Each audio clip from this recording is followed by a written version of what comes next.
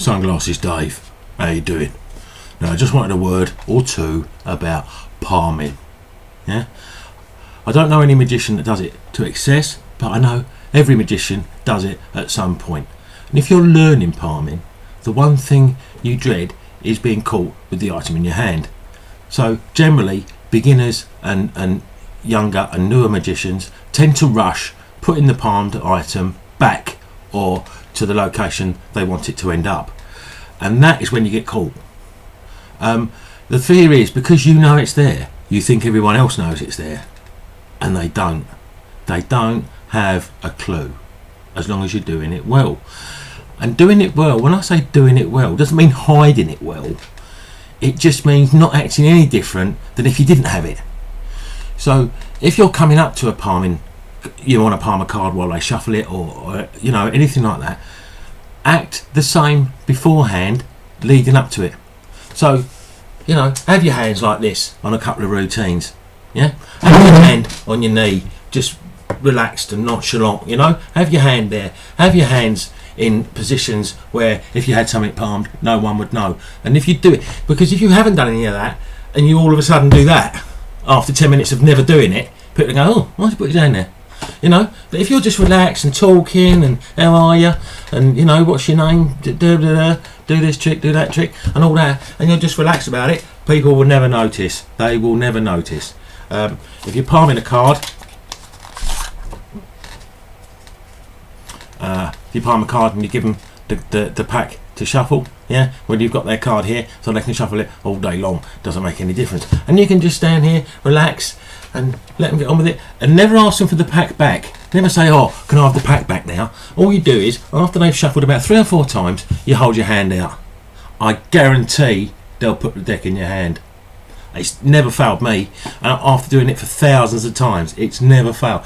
Just hold your hand out, they will put the cards back in your hand. So if it's a routine where you don't want them to know you've touched the cards, and you're putting the card back on or whatever, and then they can cut it and whatever, they won't remember you having touched the cards. If you ask for the cards, they will. So if you're doing a routine where you apparently haven't touched the cards and you just hold your hands out, take them and put them down, adding the palmed card or cards, they will never remember that. I've never had them remember that. When I've said, at a routine when I do Poker Players Picnic, at the end of the routine I say, and you shuffled the cards, they say yes, you cut the cards, they say yes, and I haven't touched the cards, and they always agree. Just before turning over the 4 aces. But they never remember me touching the cards. If you're with back palming, I don't do it that often, to be honest. I only ever do it card from air. Like card from air. I don't mean card from air. Like if someone's picked this card, shuffle it and find it, and then I'll, at some point put it at the back of my hand, throw the deck up, and as the deck hits your hand, you produce it. So it looks like you've plucked the card out of the deck in the air. That's the only time I've ever used it, really. I don't do like multiple cards. My hands are too small and stuff.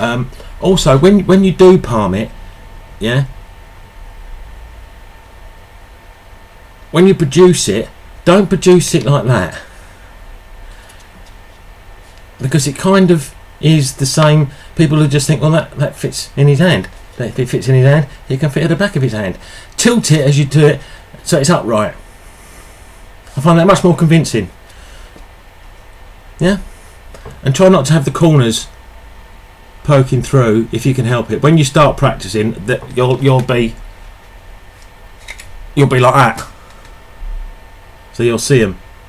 But with practice, and this does take practice, you should be able to just make it vanish. Yeah, and then with a little bit of thing, you can make it produce at your fingertips.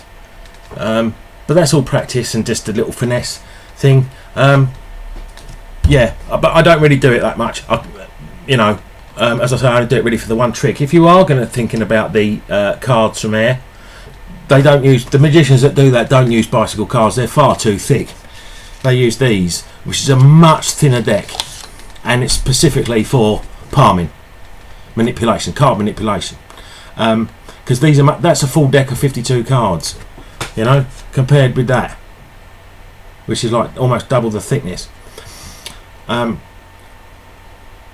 So these aren't paper. They're not made from paper. They are made from card, but they're very thin.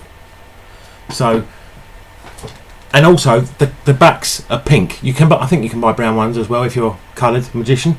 And obviously the pink, you've got much more forgiving. You know, you can have the corners slightly poking out, and obviously, you know, this isn't a close-up routine anyway, so you can have it like that, you know, and all that jazz. Yeah, so that's palming, back palming. Brad C's very good at back palming. Go and see him. He's better than me. Yeah, so, and you know, with the thinner ones, you can make more than one disappear at a time. Yeah, so that's my tips on palming. Again, all it is just from there to there, and then boom, it's gone.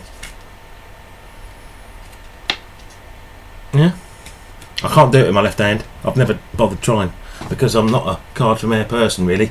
Yeah, and then if again, I don't do this, but if you wanted to make your hand look completely empty, again, I don't do this, but I know how to do it.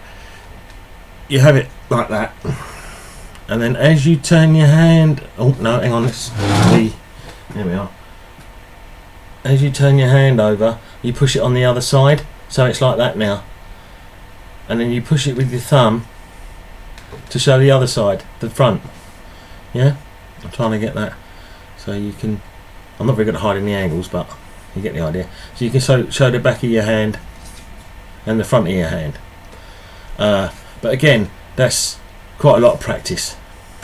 Again, I don't know why I learnt it. I never bloody do it. But yeah, that's card palming.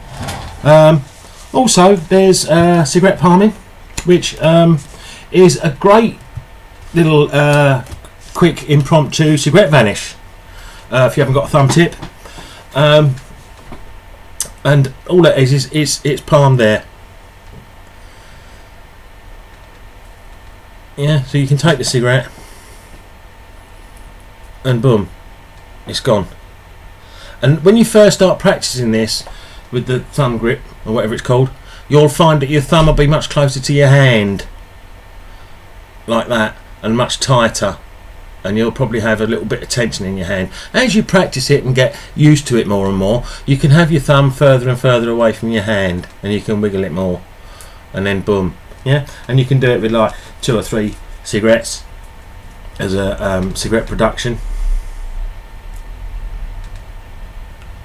and then so you can produce cigarettes from the air. And a magician that used to do this used to do it with about 6. I mean, he had giant hands. He had 6, and just before he walked on stage, like literally 2-3 seconds before he walked on stage, he'd start off with the cigarettes, and he'd light one, and so he'd be holding them, and the last one would be lit, but his hands would be moving about, you know, waving about, and he would produce them like that, and then the last one he would actually smoke because it would be lit, which was a lovely little touch. I thought it was absolute genius. And that was what was his name? Gus Enkel. Yeah, remember the Magic Circle. He's he taught me a lot as a kid. Yeah, and he did that. Told me about that routine. Brilliant magician he is. Yeah, so that's just a few words on palming. As I say, I don't really do it that much. I'll palm a card for a shuffle. I'll do like a front palm, palmity palm, palm.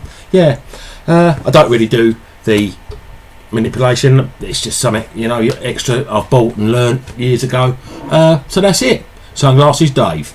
Cheers.